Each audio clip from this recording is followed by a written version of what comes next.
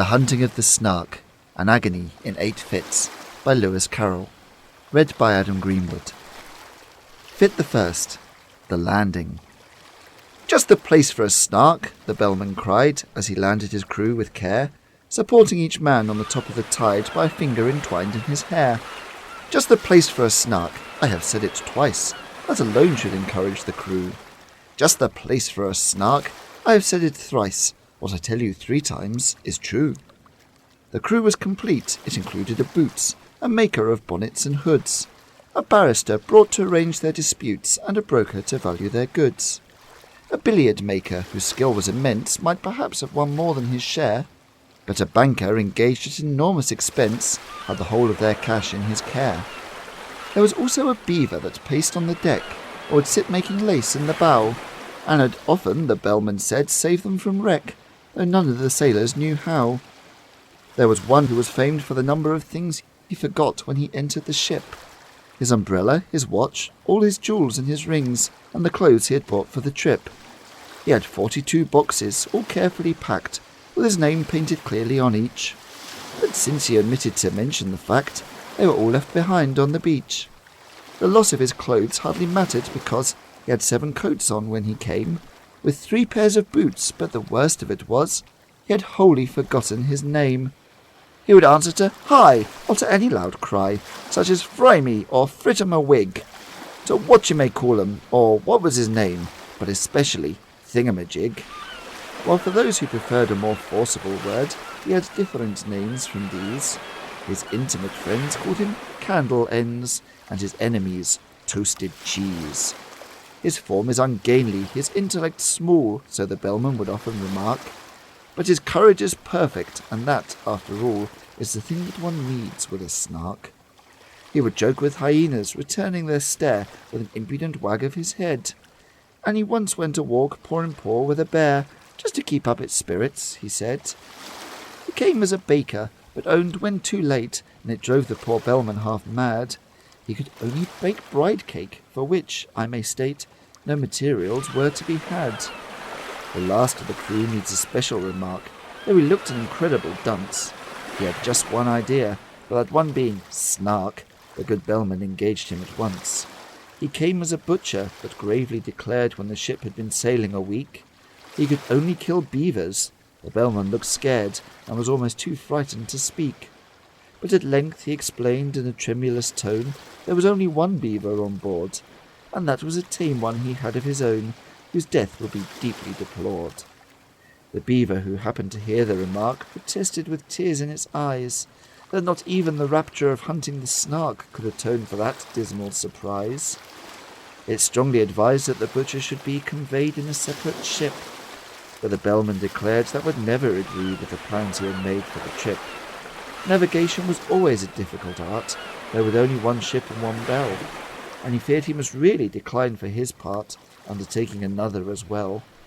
The beaver's best course was no doubt to procure a second-hand dagger-proof coat, so the baker advised it, and next to ensure its life with some officer note. The banker suggested and offered for hire, on moderate terms, or for sale, 2 excellent policies, one against fire, and one against damage from hail. Yet still ever after that sorrowful day, whenever the butcher was by, the beaver kept looking the opposite way, and appeared unaccountably shy.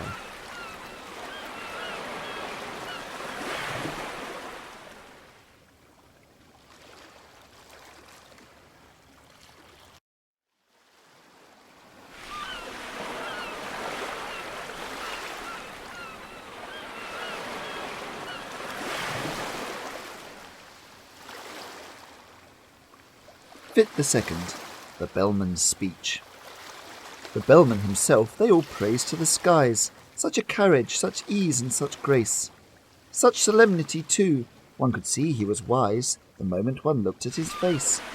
He had bought a large map representing the sea, without the least vestige of land, and the crew were much pleased when they found it to be a map they could all understand. What's the good of Mercator's North Poles and Equators, tropic zones and meridian lines? So the bellman would cry, and the crew would reply, they are merely conventional signs. Other maps are such shapes with their islands and capes, but we've got our brave captain to thank. so the crew would protest that he's brought us the best, a perfect and absolute blank. This was charming, no doubt. They shortly found out that the captain they trusted so well had only one notion for crossing the ocean, and that was to tingle his bell. He was thoughtful and grave, but the orders he gave were enough to bewilder a crew. When he cried, "Steer to starboard, but keep ahead larboard," what on earth was the helmsman to do? Then the bowsprit got mixed with the rudder sometimes, a thing, as the bellman remarked, that frequently happens in tropical climes when a vessel is, so to speak, snarked. But the principal failing occurred in the sailing, and the bellman, perplexed and distressed, said he had hoped at least, when the wind blew due east, that the ship would not travel due west. But the danger was past. They had landed at last, with their boxes, portmanteaus, and bags. Yet at first sight the crew were not pleased with the view, which consisted of chasms and crags. The bellman perceived that their spirits were low, and repeated in musical tone some jokes he had kept for a season of woe, but the crew would do nothing but groan. He served out some grog with a liberal hand, and bade them sit down on the beach, and they could not but own that their captain looked grand as he stood and delivered his speech. "Friends Romans and countrymen, lend me your ears." They were all of them fond of quotations. So they drank to his health, and they gave him 3 cheers, while he served out additional rations. "We have sailed many months, we have sailed many weeks, 4 weeks to the month, you may mark. But never as yet, 'tis your captain who speaks, have we caught the least glimpse of a Snark. We have sailed many weeks, we have sailed many days, 7 days to the week, I allow. But a Snark, on the which we may lovingly gaze, we have never beheld till now. Come listen, my men, while I tell you again the 5 unmistakable marks, by which you may know wheresoever you go the warranted genuine Snarks. Let us take them in order. The first is the taste, which is meagre and hollow, but crisp. Like a coat that is rather too tight in the waist, with a flavour of will-o'-the-wisp.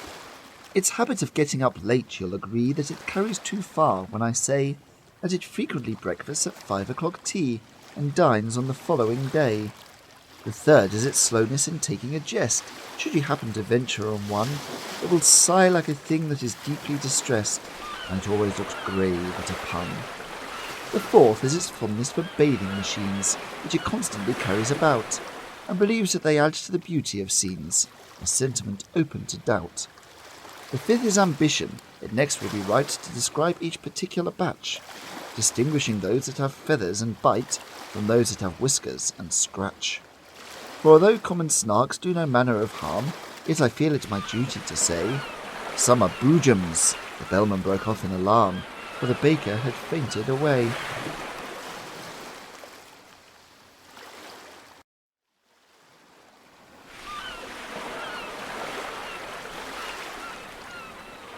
Fit the third, the baker's tale.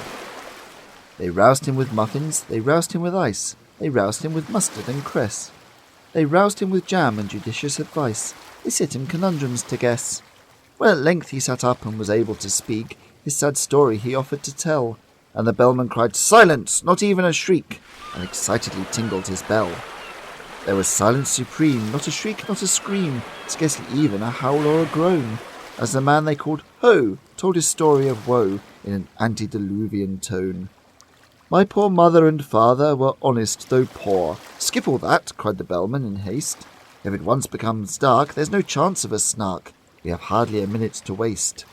"I skip 40 years," said the baker in tears, "and proceed without further remark to the day when you took me aboard of your ship to help you in hunting the Snark.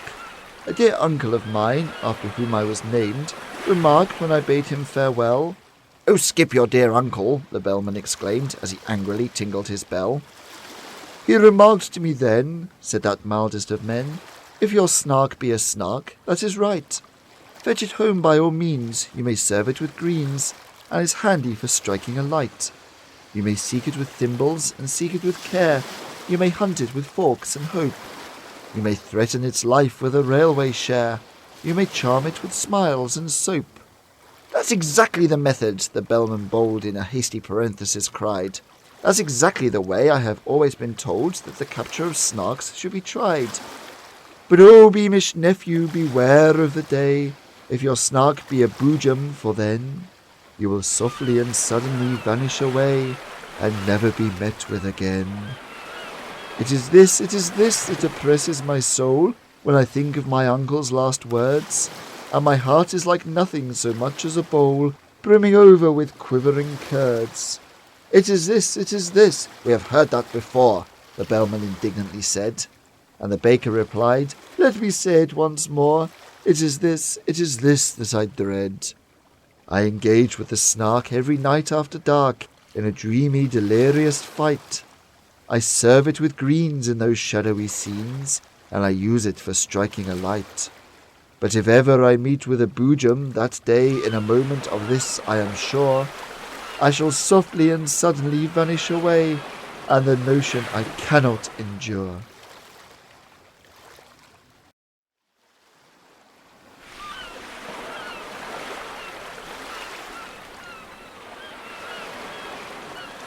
Fit the fourth, the hunting. The bellman looked uffish and wrinkled his brow. If only you'd spoken before. It's excessively awkward to mention it now, with the Snark, so to speak, at the door. We should all of us grieve, as you may well believe, if you never were met with again. But surely, my man, when the voyage began, you might have suggested it then. It's excessively awkward to mention it now, as I think I've already remarked. And the man they called High replied with a sigh, I informed you the day we embarked. You may charge me with murder or want of sense, we are all of us weak at times, but the slightest approach to a false pretence was never among my crimes. I said it in Hebrew, I said it in Dutch, I said it in German and Greek, but I wholly forgot, and it vexes me much, that English is what you speak.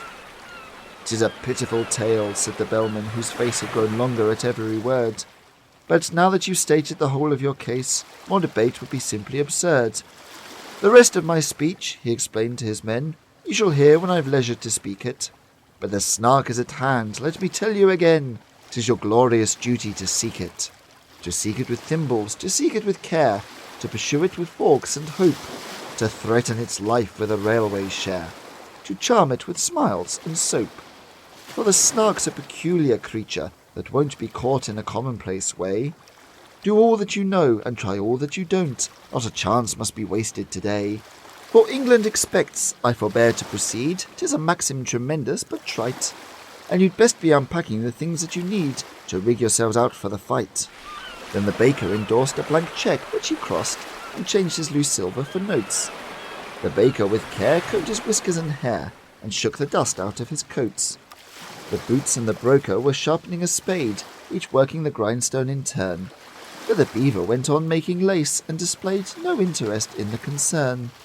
Though the barrister tried to appeal to its pride, and vainly proceeded to cite a number of cases in which making laces had proved an infringement of right. The maker of bonnets ferociously planned a novel arrangement of bows, while the billiard-maker, with quivering hand, was chalking the tip of his nose. But the butcher turned nervous and dressed himself fine with yellow kid gloves and a ruff. Said he felt it exactly like going to dine, which the bellman declared was all stuff. Introduce me now, there's a good fellow, he said, if we happen to meet it together. And the bellman, sagaciously nodding his head, said that must depend on the weather. The beaver went simply galumphing about at seeing the butcher so shy, and even the baker, though stupid and stout, made an effort to wink with one eye. Be a man, said the bellman in wrath, as he heard the butcher beginning to sob. Should we meet with a jub-jub, that desperate bird, we shall need all our strength for the job.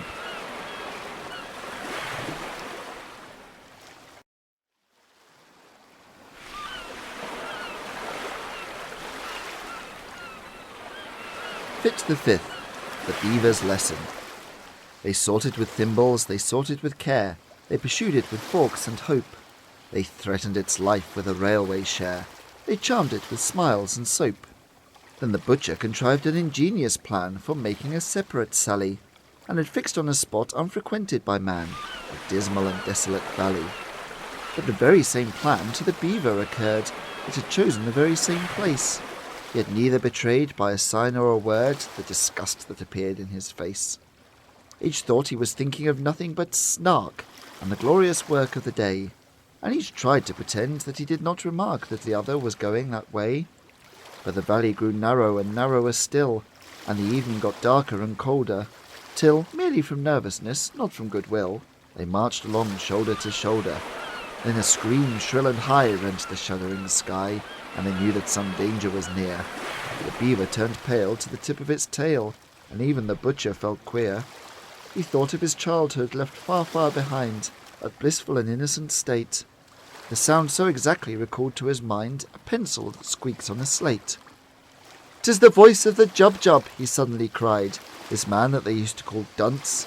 "As the bellman would tell you," he added with pride, "I have uttered that sentiment once. 'Tis the note of the Jub-Jub, keep count I entreat, you'll find I have told it you twice.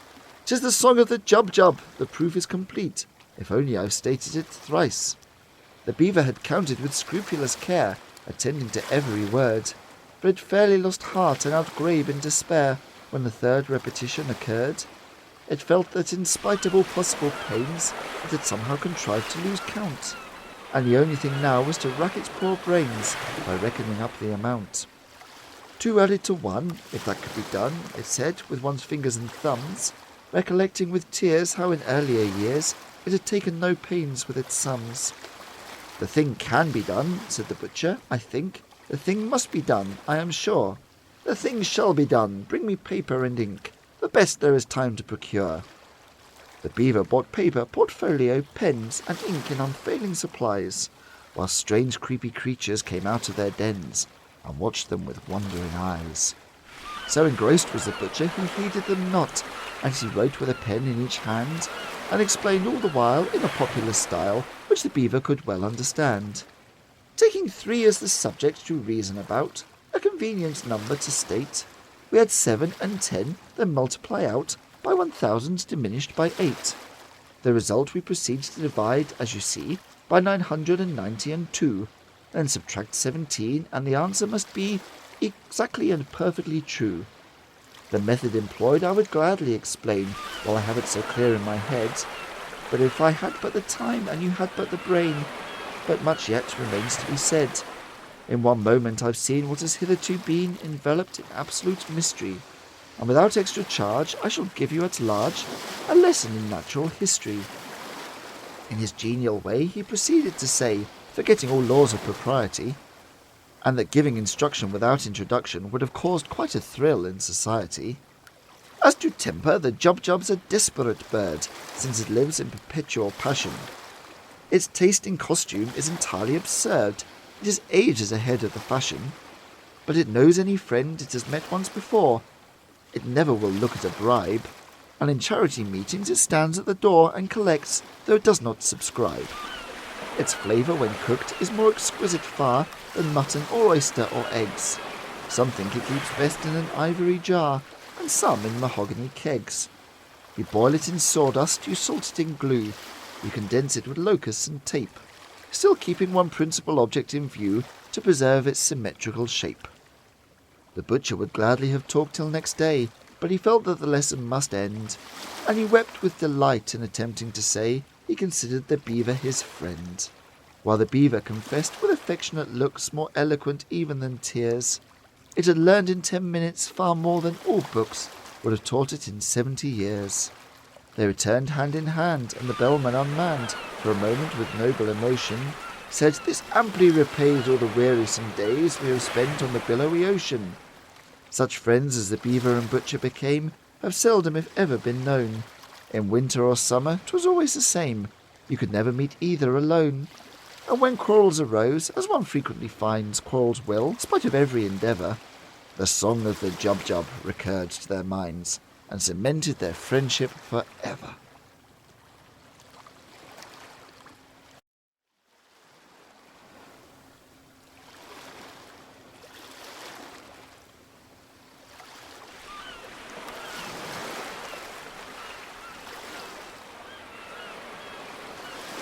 Fitz the Sixth, The Barristers Dream.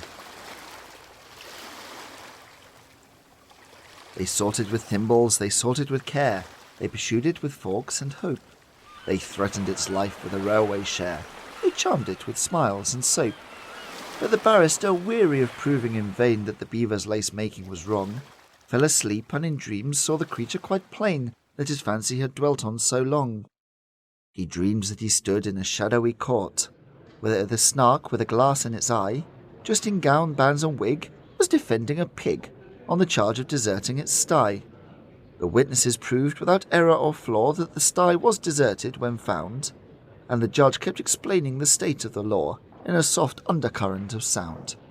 The indictment had never been clearly expressed, and it seems that the Snark had begun and had spoken 3 hours before anyone guessed what the pig was supposed to have done. The jury had each formed a different view long before the indictment was read, and they all spoke at once, so that none of them knew one word that the other had said. "You must know," said the judge, but the Snark exclaimed, "Fudge! That statute is obsolete quite.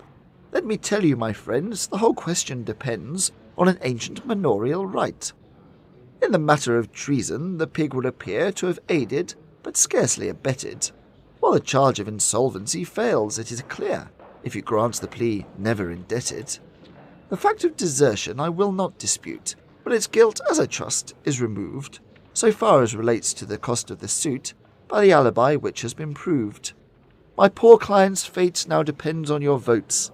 Here the speaker sat down in his place, and directed the judge to refer to his notes, and briefly to sum up the case. But the judge said he never had summed up before, so the Snark undertook it instead, and summed it so well that it came to far more than the witnesses ever had said. When the verdict was called for, the jury declined, as the word was so puzzling to spell, but they ventured to hope that the Snark wouldn't mind undertaking that duty as well. So the Snark found the verdict, although, as it owned, it was spent with the toils of the day. When it said the word "guilty," the jury all groaned, and some of them fainted away. Then the Snark pronounced sentence, the judge being quite too nervous to utter a word. When it rose to its feet there was silence like night, and the fall of a pin might be heard. Transportation for life was the sentence it gave, and then to be fined £40. The jury all cheered, though the judge said he feared that the phrase was not legally sound. But their wild exultation was suddenly checked when the jailer informed them with tears such a sentence would not have the slightest effect, as the pig had been dead for some years. The judge left the court looking deeply disgusted, but the Snark, though a little aghast, as the lawyer to whom the defence was entrusted, went bellowing on to the last. Thus the barrister dreamed, while the bellowing seemed to grow every moment more clear, till he woke to the knell of a furious bell, which the bellman rang close to his ear.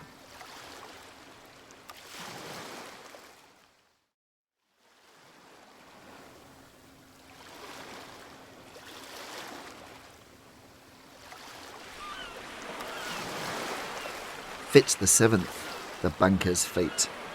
They sought it with thimbles, they sought it with care, they pursued it with forks and hope. They threatened its life with a railway share, they charmed it with smiles and soap.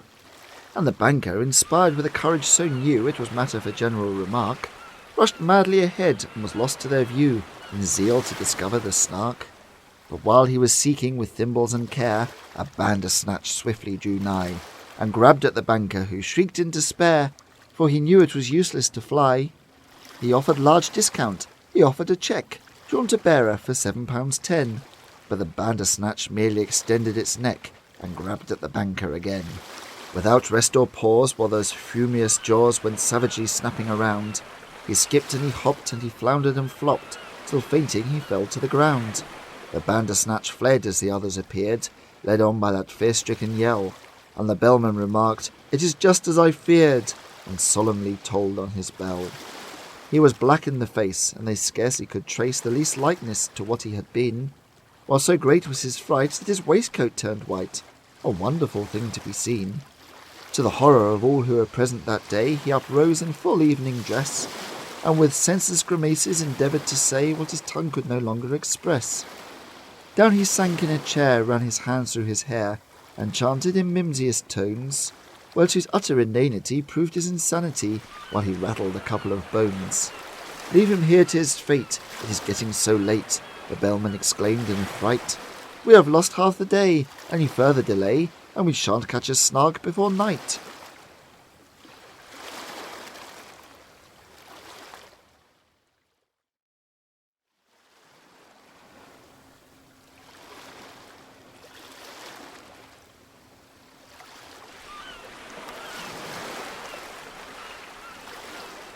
fit the 8th, the vanishing.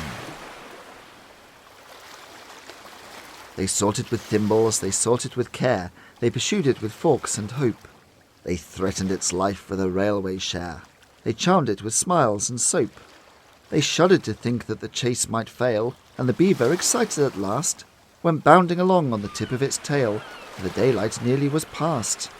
"There is Thingumbob shouting," the bellman said. "He is shouting like mad, only hark! He is waving his hands, he is wagging his head. He has certainly found a Snark." They gazed in delight while the butcher exclaimed, "He was always a desperate wag." They beheld him, their baker, their hero unnamed, on the top of a neighbouring crag. Erect and sublime for one moment of time, in the next that wild figure they saw, as if stung by a spasm, plunge into a chasm, while they waited and listened in awe.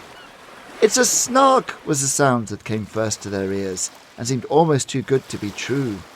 Then followed a torrent of laughter and cheers, then the ominous words, "It's a boo!" Then silence. Some fancy they heard in the air a weary and wandering sigh that sounded like chop. But the others declare it was only a breeze that went by. They hunted till darkness came on, but they found not a button or feather or mark, by which they could tell that they stood on the ground where the baker had met with the Snark. In the midst of the word he was trying to say, in the midst of his laughter and glee, he had softly and suddenly vanished away. For the Snark was a boojum, you see.